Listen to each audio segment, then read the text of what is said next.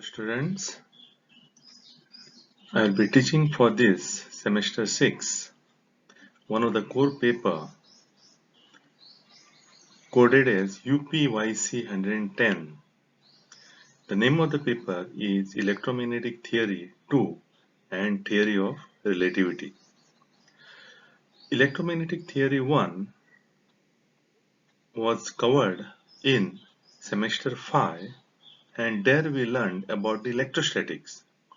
Electromagnetic Theory 2 deals with magnetostatics. Beside these magnetostatics, in this chapter, in this paper, we'll also study the theory of relativity. I will be start teaching with the second part of this paper, that is the theory of relativity. The magnetostatics will be taught after completing the theory of relativity. The reason for that is, from the point of view of learning the subject, the theory of relativity is more easier to learn than the magnetostatics. The reference book for this relativity is Understanding the Relativity by Garach. The e-copy of this book is already WhatsApp to you. Now, beside this e-copy, the physical copy is also available in the college library. You may use them also.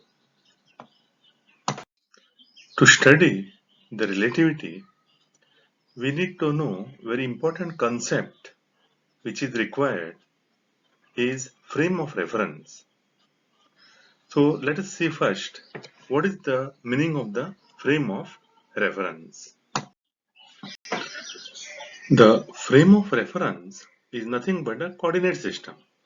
In the mathematics, a term coordinate system is used, whereas in the physics, the term frame of reference is used. So frame of reference and coordinate system are one and the same.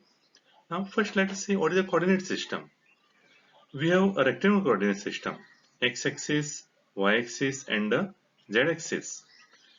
Now, this coordinate system, rectangular coordinate system is drawn in order to specify a position of certain point. Suppose a given point is there, you want to specify its position. That means we have to know exactly where it is. It is given by means of the coordinates x, y and z. So these numbers x, y and z will completely tell with respect what is the position of this point. Now let us see what is the x coordinate. X coordinate is nothing but to get it, drop from that point, drop a perpendicular on the x-axis. Then the distance of the point where that perpendicular falls to the origin, that is the x coordinate. Similarly, y coordinate, you drop a perpendicular from the point on the y-axis. Distance of the point where that perpendicular falls to the origin is the y coordinate. Now this what I have drawn is a two-dimensional. So it is in the xy plane. The point may be in the space, then it will have a z coordinate. To get the z coordinate, drop a perpendicular from that point to the z axis. Then point where this perpendicular falls to the origin is the z coordinate. And you will find here that in this case the position of this point is specified by means of a coordinate system. There is a coordinates x, y and z, but these coordinates are with respect to distances with respect to the origin. So that means here to get the position of this, the reference point is the origin. So all these values of this x, y and z is with respect to the origin. So the origin is a reference point. So with respect to this origin, the position of the point is specified. And with respect to a given frame of reference, we make a certain observations and measurements. So in physics, when the body is moving, you have to find out how it is moving, or what is the position at a different time. Then that the nature of that motion and the position is given with respect to the origin. So origin is a reference point. So coordinate system or a frame of reference is nothing but some reference point. So we'll see now exactly what is the meaning of the theory of relativity. Now, a theory of the relativity is associated with the scientist Albert Einstein. But even before Albert Einstein, theory of relativity was there, and it was given by Newton. That's called the Newtonian relativity.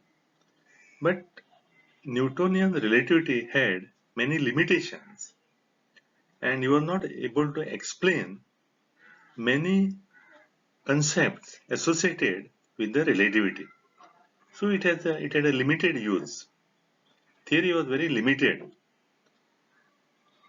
The complete theory was given by Albert Einstein.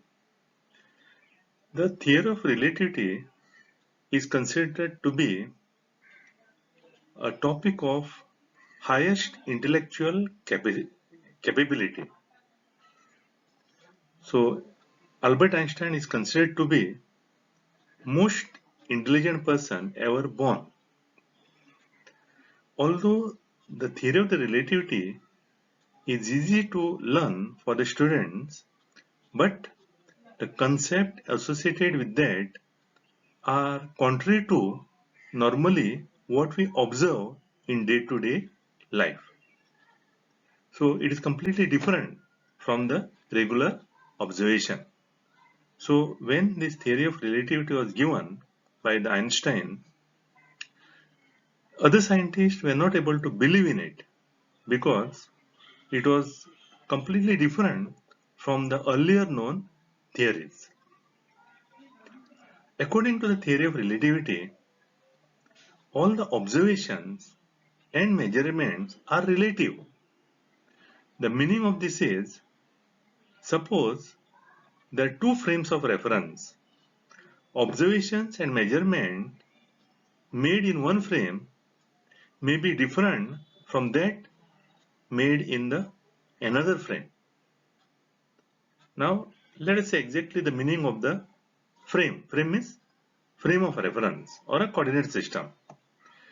Let us consider a bus. You can say bus or train, aeroplane, anything like that. I will consider it to be a bus. Let us consider bus. And there are passengers in this bus. And there is an observer on the road. Let us say that bus is a safari type bus, normally tourist bus. It is glassed on all sides. The person standing on the road is able to see what is there inside the bus. Okay, so now here, so there are two observers. One observer is, let us say, sitting or standing in the bus. So floor of the bus is one frame of reference. Then other observer is standing on the road.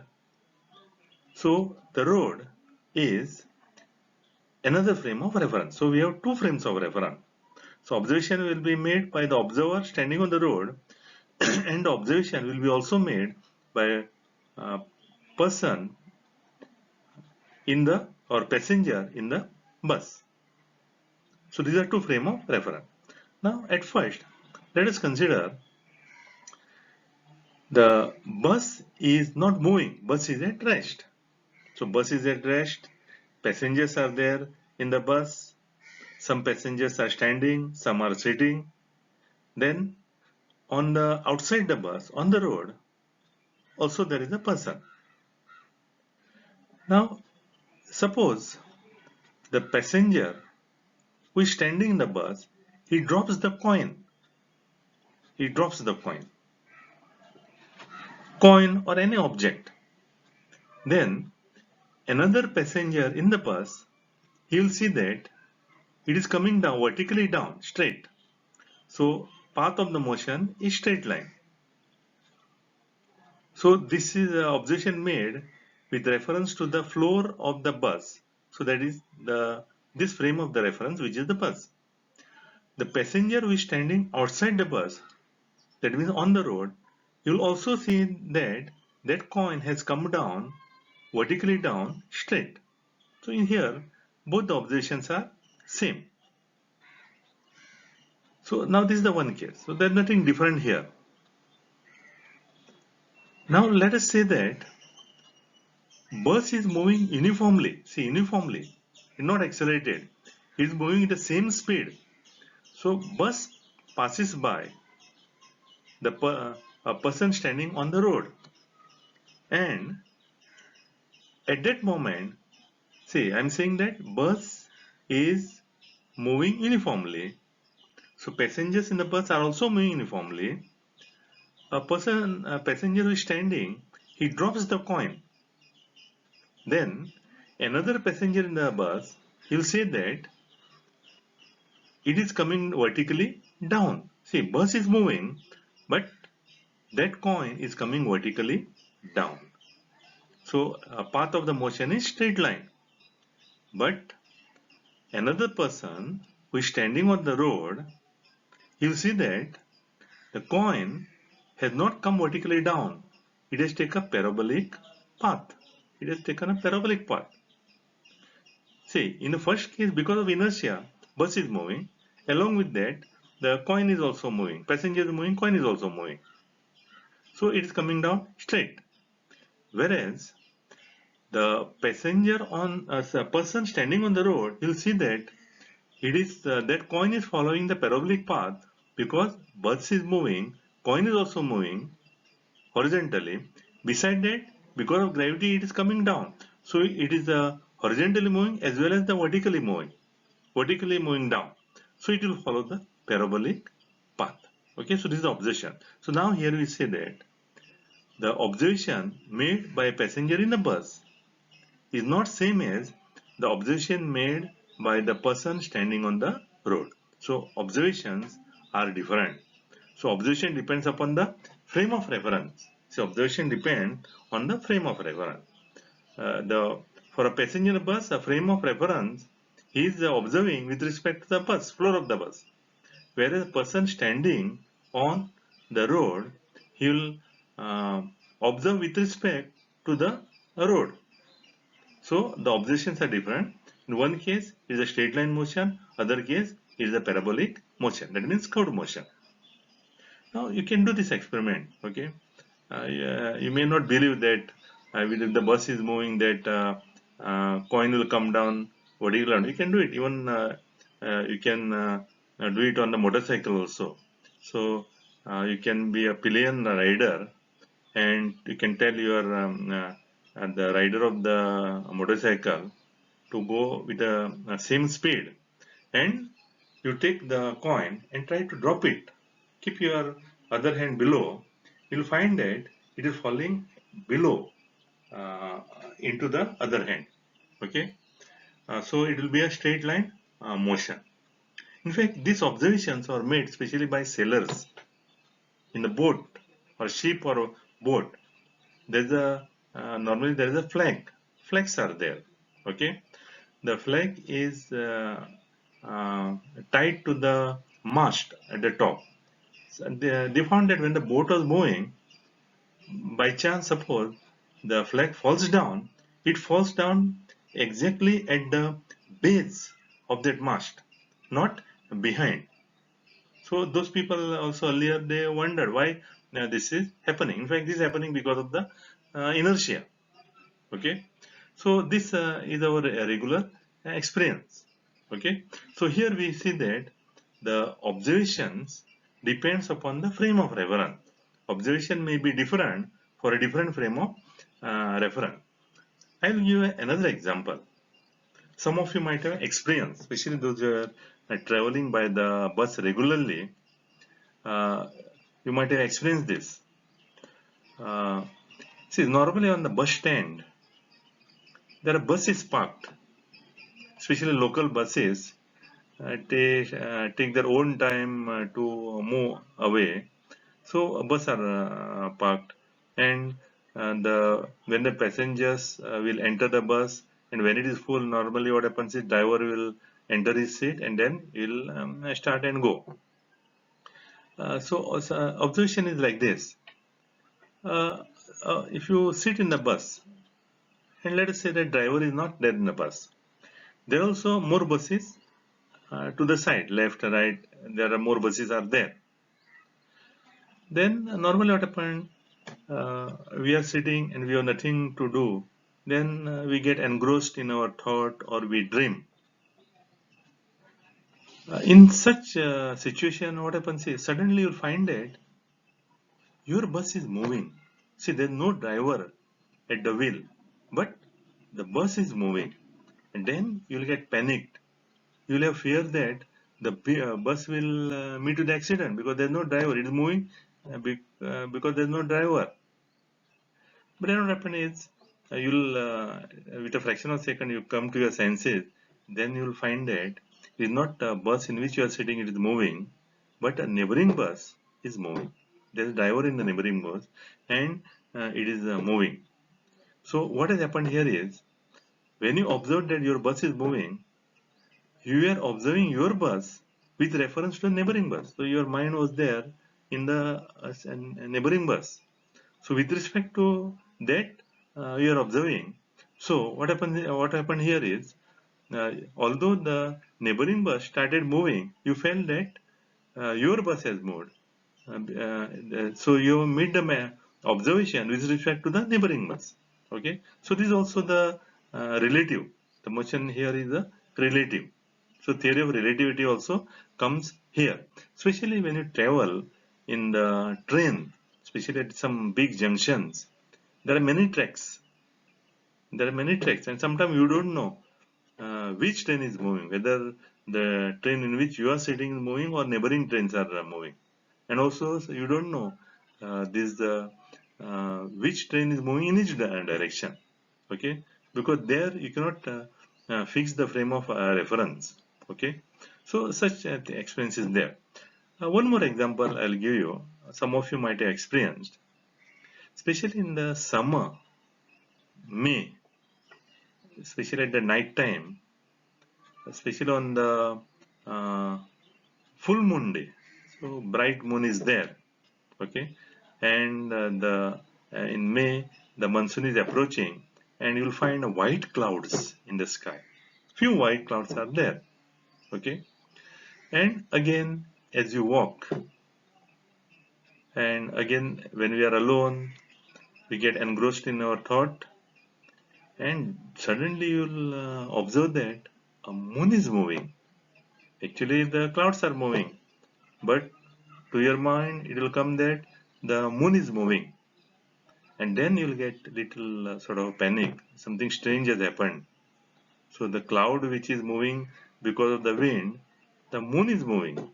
Okay, but actually, what has happened is at that point of time, you are observing the moon with respect to the cloud.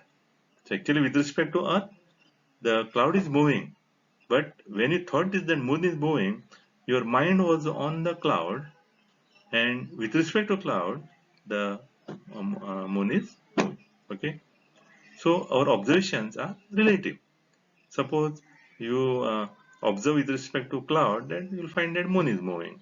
If you observe with respect to Earth, then you'll find actually the cloud is moving. Similarly, when you go by car also, like this only, you may see the trees are moving backward, but actually trees are not moving backward.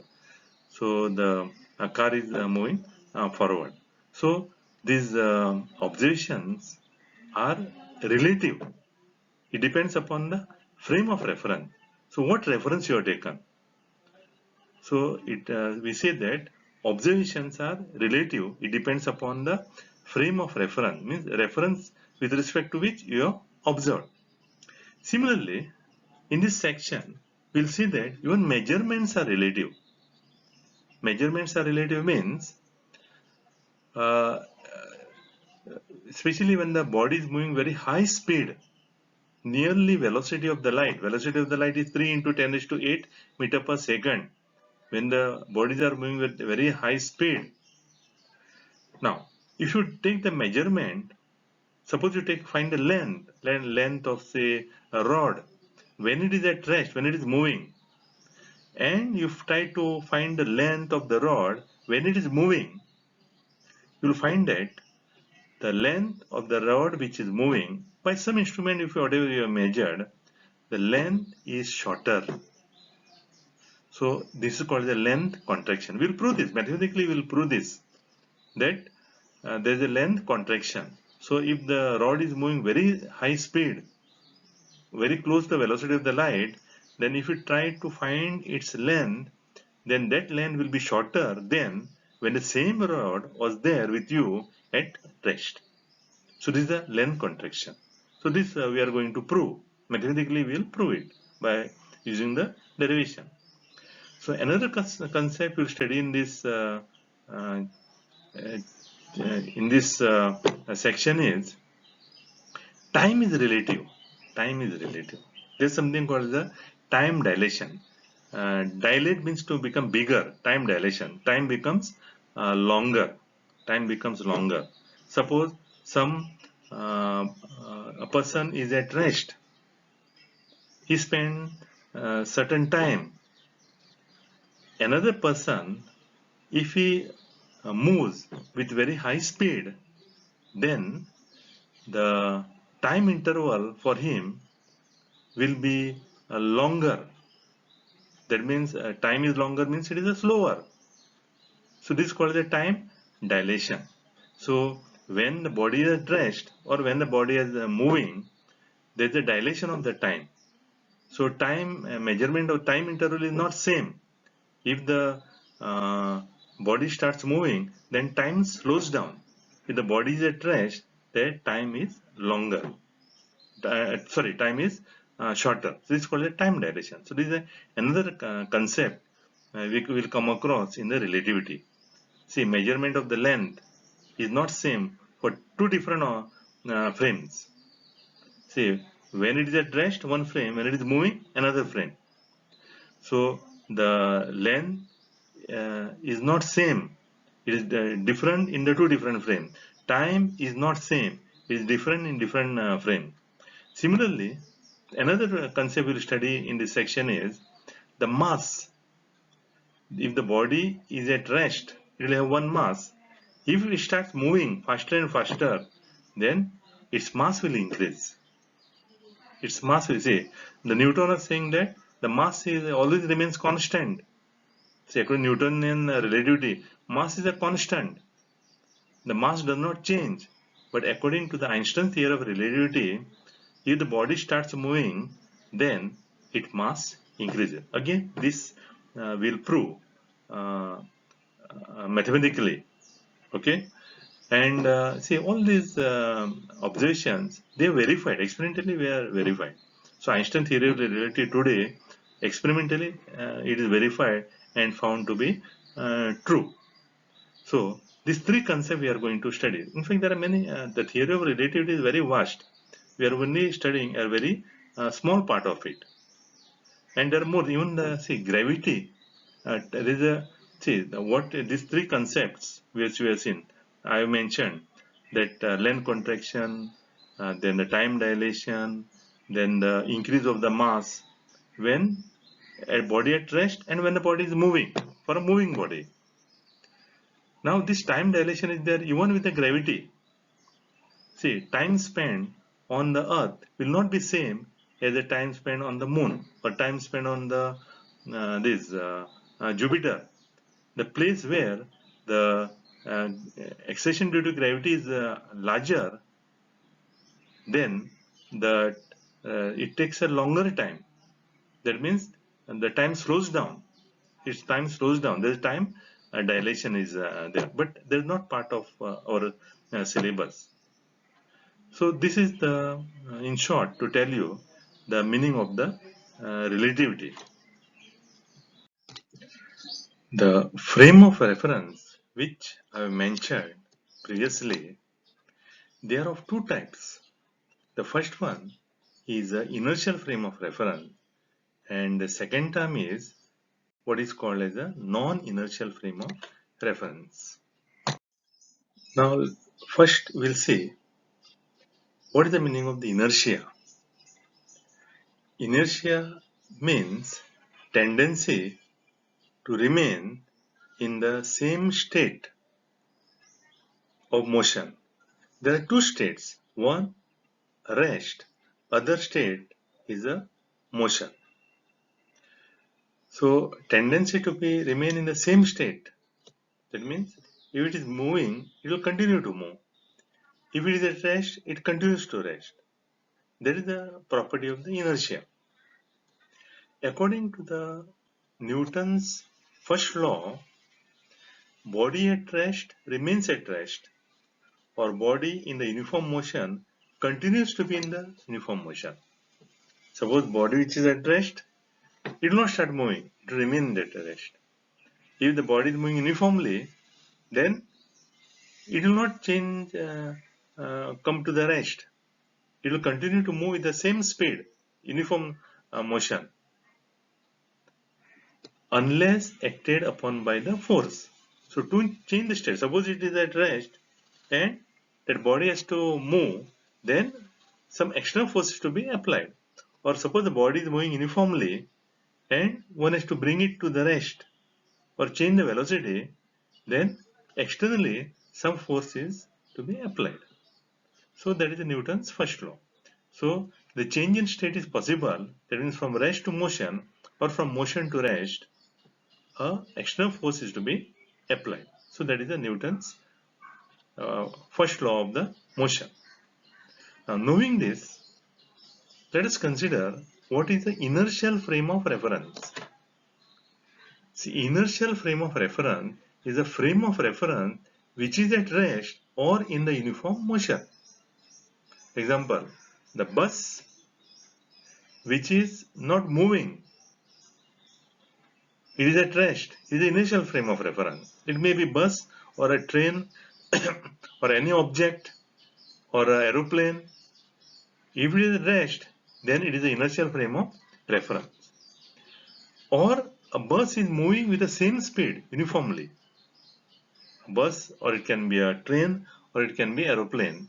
If it moves with the same speed, that means it is moving uniformly, then it is the inertial frame of reference. So, inertial frame of reference is a frame of reference which is at rest or in uniform motion. Newton's laws of motion are obeyed. Now let us see how they are obeyed. Newton's laws of motion means Newton's first law of motion. The body at rest remains at rest. The body in uniform motion continues to be in motion unless acted upon by the external force. If the external force is not there on that body, then it will remain in the same state. Okay, now let us consider a bus which is at rest. Inside, passengers are there, and let us say some bag is kept, some object is kept down, especially some bag is kept, and one will find that a bag which is kept will remain in that position unless someone tries to push it. That means someone tries to apply the force. So the bus at rest is in the inertial frame of reference. Now suppose this bus is moving uniformly. So the bag which is kept on the floor will remain in the same position. Or passenger sitting, he will remain in the same position. So no force is acting, so the position remains same. Suppose if we apply the force, then the bag will move or passenger will move. But if no force is applied, then it will remain in the same position. So the bus moving uniformly is an inertial frame of reference. In fact, it is very difficult for a bus to move uniformly. Okay, so even when you are moving bus, if you are going in the same speed, the passengers who are moving or conductor who is moving, he has to hold that support bar and move, because for bus to move uniformly is very difficult because the road and many other factors. Comparatively, train can move more uniformly than the bus. And aeroplane, when they are in air, they move uniformly, exactly same speed. And that's why you'll find that in the aeroplane, there is no rod on the top to hold. You'll find that air hostesses, passengers, they are freely moving without taking a support of seats or the uh, rod. Uh, so they move free. They make a up and down movement, okay, without taking any support because this aeroplane moves with highly uniform speed, exactly same speed. So these are the inertial frame of the reference. In the initial frame of reference, we have seen that Newton's laws of motion are obeyed. That means, especially Newton's first law is obeyed because body at rest will remain at rest. Our body in uniform motion uh, moves in uniform motion unless some force is applied. If the force is applied, then motion will change. So that is the inertial frame of reference. The second is non-inertial frame of reference. Non-inertial frame of reference is a frame of reference which is in the accelerated motion. It's not at rest or it's not moving with a uniform speed, same speed. Its speed is changing.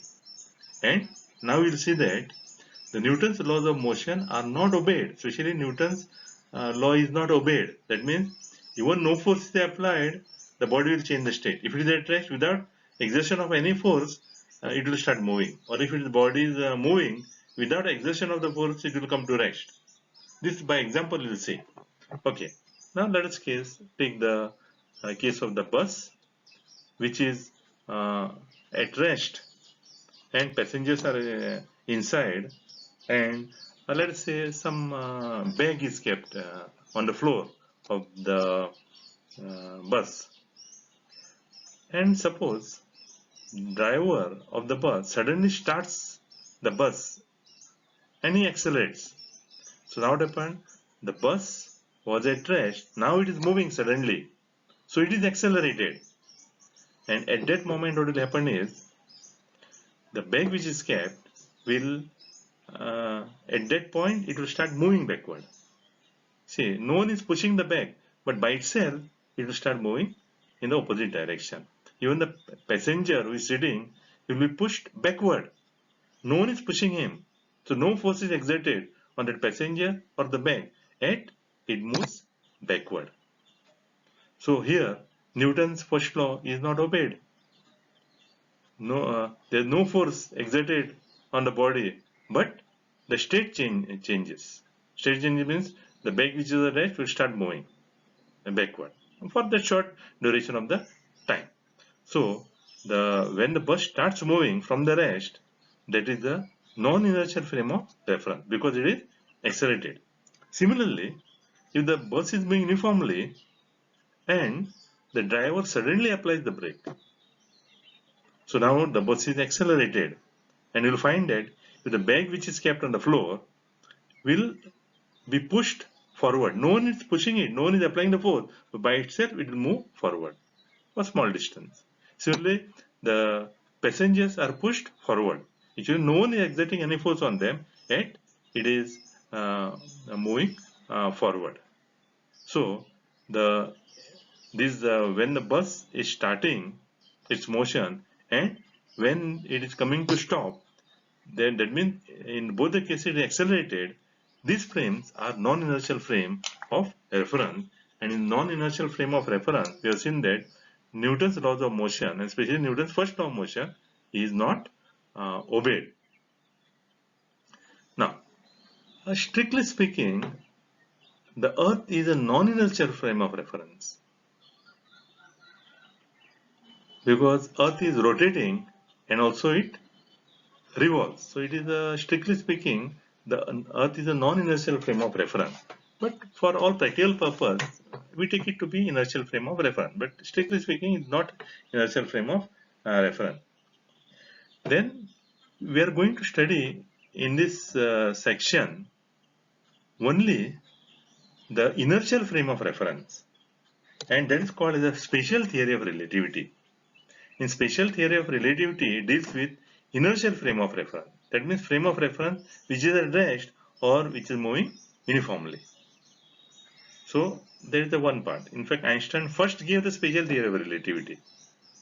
In fact, he gave it the special theory of relativity when he was a student, undergraduate student. Okay, at a very young age, he gave this theory.